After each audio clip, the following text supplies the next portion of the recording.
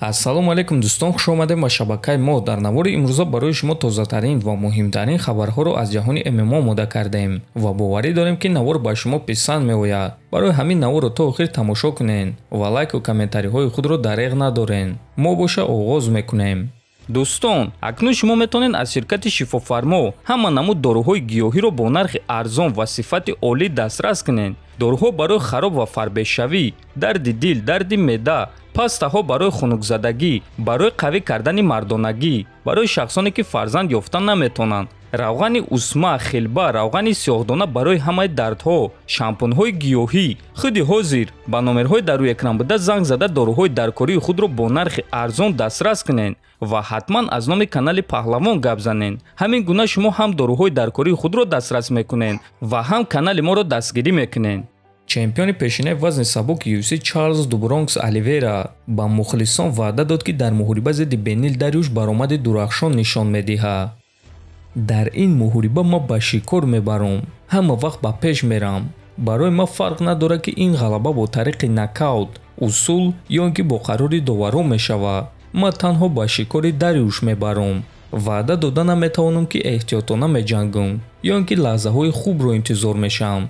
не, Чарлз Оливейра ин гуна намеҷангад. Чарлз доимо ба пеш меравад, доимо ба шикори рақибони худ меравад. барои ҳамин, агар ки шумо муҳорибаҳои дилгиркунанда тамошо кардан хоҳед, пас муҳорибаҳои маро тамошо накунед, чунки дар муҳорибаҳои ма шумо мебинед ки чӣ гуна маро ба нокдаун равон мекунанд, аммо ма ба по хеста боз ба пеш мерам. Дариюшро ба нокаут равон карда буданд, ӯро маҷбур карда буданд ки таслим шавад. аз ҳамин сабаб дар стили ӯ суроғиҳо вуҷуд доранд, ба монанди стили ман. аз ҳама асос ин орзуи ғолиб шудан ба ягон чиз нигоҳ нокардан аст, гуфтааст Оливейра.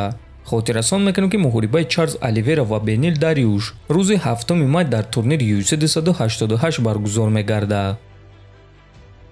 чемпиони пешинаи UFC дар вазни миёна Исраил Адесаня оиди муҳорибаи дар пеш истодааш зидди чемпион Алекс Перейра фикрҳояшро баён кард. ин дафъа ҳамаи кор дигар гуна мешавад. нақшаи ҷанги худро ба шумо гуфта наметавонам, аммо рӯзи муҳориба ба ҳама нишон медиҳам ки ман беҳтаринам.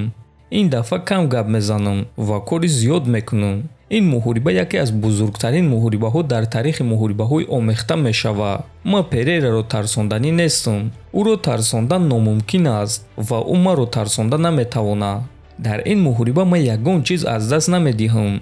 барои ҳамин ҳамаи қувваи худро дар октагон мемонам, гуфтааст Адесаня. хотиррасон мекунем ки реванш байни Исраил Адесаня ва Алекс Перейра аллакай шаби 9 апрел дар турнири UFC 287 баргузор мегардад ва муҳорибаи асосии ин турнир хоҳад шуд. ба фикри шумо дӯстон, дар реванш кадоме аз онҳо ғолиб шуда метавонад? метавонед фикротонро нависед. мо боша мегузарем ба дигар хабар.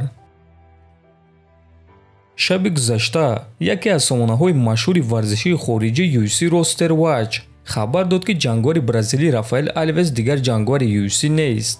хотиррасон мекунем ки Рафаэл Алвес охирон муҳорибаи худро зидди варзигари бебохти тоҷик Нурулло Алиев гузаронида буд. аз рӯи шартнома ин охирон муҳорибаи Рафаэл Алвес дар ташкилоти UFC буд ва мо пеш гуфта будем ки агар дар ин муҳориба Рафаэл шикаст хӯрад, пас бо эҳтимоли калон UFC ба ӯ шартномаи нав намедиҳанд. ва чӣ гуне ки мебинем ҳамин гуна шуд. Рафаэл Алвес аз 4 муҳориба дар ташкилоти UFC 3 маротиба шикаст хӯрдааст ва аз ҳамин сабаб UFC ба ӯ шартномаи нав надоданд. акнун ӯ карьераи худро дар куҷо идома медиҳад ҳозирашда маълум нест, аммо ба ҳар ҳол мо ба ӯ барор хоҳонем.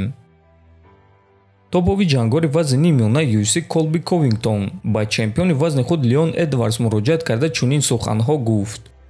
леон, пинҳон шуданро бас кун. исбот кун ки ту чемпиони ҳақиқӣ. агар ки ту чемпиони ҳақиқӣ бошӣ, пас ту любой ҷангварро шикаст дода метавонӣ. аммо ман ҳам дар гӯштин, ҳам дар стойка ва ҳам дар ҷуҷитсу аз ту дида зуртарам. ҳамаи шумо медонед ки дар тобоварӣ ягон кас бо ман баробар шуда наметавонад. алеон боша дар давоми муҳориба камҳаракат мешавад. барои ҳамин ман аввал ӯро маҷбур мекунам ки хаста шавад ва баъд ӯро мешиканам, гуфтааст Ковингтон. бояд гуфт ки ташкилоти UFC Колби Ковингтонро рақиби навбатии чемпион Леон Эдвардс дидан мехоҳанд. дар ҳамин ҷо дӯстон навори мо ба анҷом мерасад. фикр ақидаҳотонро нависен, ҳатман дар канали мо обуна шавен. то боздид, хонободу сарбаланд бошен.